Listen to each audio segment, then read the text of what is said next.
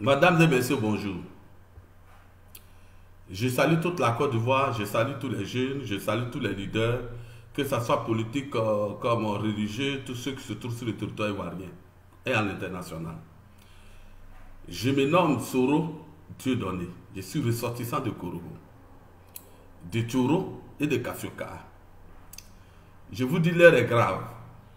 L'heure est grave, pas parce que j'ai envie d'exagérer, mais il faut dire que hier, j'ai vécu une scène que je n'arrive pas à comprendre. J'aurais voulu qu'on me raconte et que je dise que c'est un rêve. Mais hélas, c'est la réalité, puisque j'ai vécu cela. Si je fais cette vidéo, ce n'est pas pour que des ressortissants étrangers soient menacés, mais je fais cette vidéo pour que nos autorités prennent leurs responsabilités dès maintenant, parce que l'espèce ivoirienne et africaine est menacée. Je ne fais pas cette vidéo pour faire le buzz, comme certains le pensent. Je fais cette vidéo pour dire que les choses doivent changer en Côte d'Ivoire. Pas par la violence, mais qu'on fasse respecter l'Ivoirien et même l'Africain. Regardez celle que j'ai vécue hier. Je suis quitté à mon service, je rentrais chez moi. Arrivé à Biétrich, le supermarché qui est là, je me suis dit, tiens, il faut que je paye quelque chose pour mon fils. C'est ainsi que je rentre dans le supermarché, je fais mon achat. Nous sommes dans le rang, il y a une femme qui était abaissée pour prendre son colis. Je suis allé devant la femme pour déposer. La femme dit, non, non, monsieur, c'est avant vous. Je dis, ah, madame, il n'y a pas de galanterie. Et la femme a pris ma place. Je dis, d'accord, vous partez où? Elle m'a dit, là où elle partait. Je dis, d'accord, c'est ma route. Attendez, si c'est fini, on va cheminer ensemble. Et là, je vois une boisson. Je me déplace un peu. Je dis, je vais prendre cette boisson parce que je voulais comprendre c'était quel genre de boisson. Il y a une curiosité qui m'a poussé vers la boisson. Je vois des femmes marocaines qui sont venues me dévancer pour déposer leurs marchandises, leur achat. Je dis, ah madame, on dit c'est un rang. La femme qui est dehors, vous avez vu tout à l'heure, elle a dit c'est un rang. Je parlais avec cette courtoisie. La femme marocaine me dit caca. Attends, madame, je dis à sa soeur, madame, ici, Côte d'Ivoire, c'est un pays de paix. La Côte d'Ivoire est un pays de paix, on est dans le dialogue, on s'amuse. On ne fait pas la guerre. On parle un peu, on s'en va. Non, on n'a pas besoin de traiter quelqu'un comme elle le pense. Et elle leur dit caca. Elle dit, madame, maman, tu me dis caca? Et il y a un monsieur qui était à côté, qui dit, mais attends, je ne peux pas comprendre que cette femme puisse traiter un noir comme ça, caca. La femme s'est déplacée pour aller vers le monsieur. Le monsieur, si tu mets sur moi là, il te méloté des suites. Bon, moi j'avais, puisque pendant les scènes se passaient, j'ai donné l'argent pour vite sortir des choses, pour qu'on me paye et que je sorte.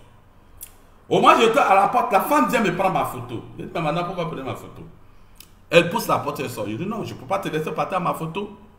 Puisqu'elle s'est sentie humiliée dans le supermarché, personne ne prenait partir pour elle. Donc il fallait prendre ma photo, c'est pas ce qu'elle allait faire avec. Je dis, madame, je ne peux pas laisser partir avec ma photo. Personnellement, je ne peux pas laisser partir à ma photo. Donc, je suis allé derrière. J'ai commencé à prendre des poses derrière. Elle, je voulais tout faire pour prendre son visage de face. C'est à partir de là, la femme me dit, elle a tourné pour me dire, au moins il prenait photo, elle a tourné pour me dire ces mots. Mon roi a payé, a fini de payer votre pays. Bientôt, on va vous terminer. Voici un langage que la dame me donne. J'ai dit, mais tiens, c'est grave. Donc, le temps pour moi de changer en mode vidéo, il dit, bah, attends, je vais aller dans la vidéo pour la filmer, entendre ce qu'elle a dit.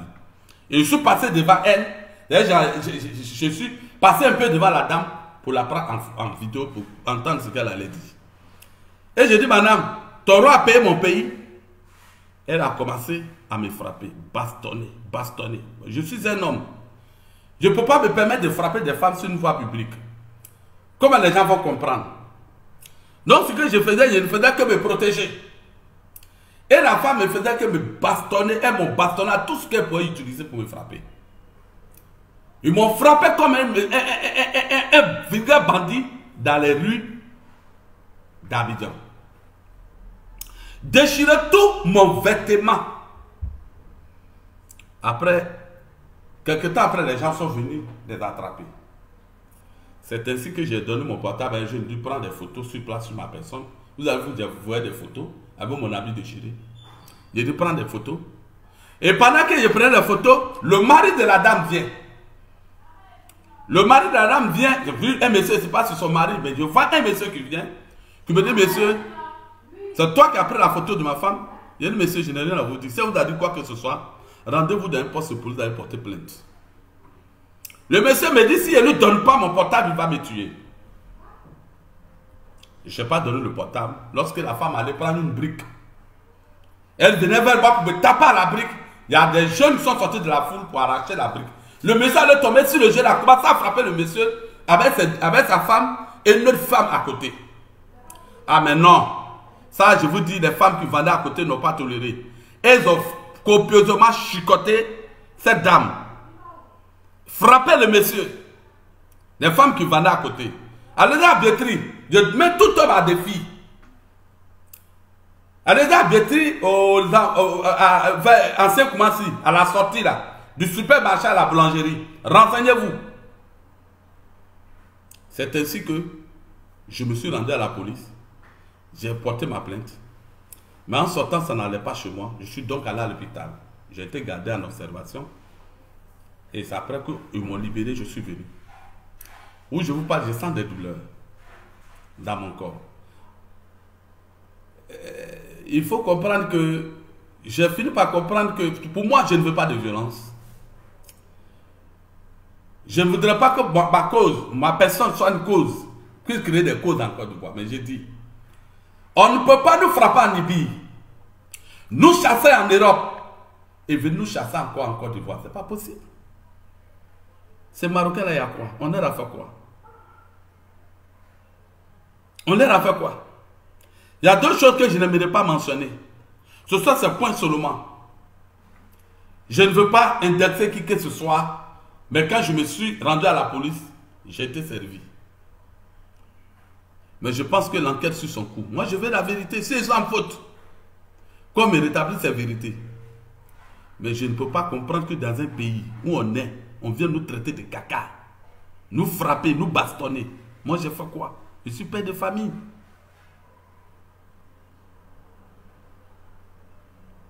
S'il vous plaît. Pardon. Il faut m'envoyer mon habit. Je vais vous présenter mon habit. Mon habit déchiré.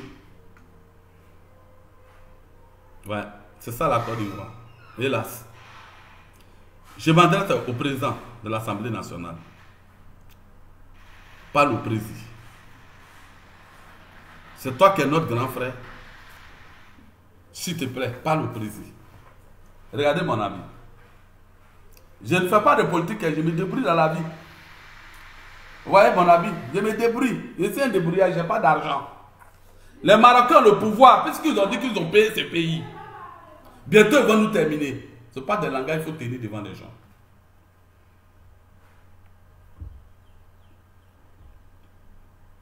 Dans ce pays, tout se passe. Mais nous, on va dans la paix. Nous, les Ivoiriens, ne sont pas des palabrés. Nous ne sommes pas des palabrés. Le premier président de ce pays a bâti la Côte d'Ivoire sur le respect de l'autre. C'est pour cela qu'on accepte tout. On ne peut pas venir nous frapper comme ça.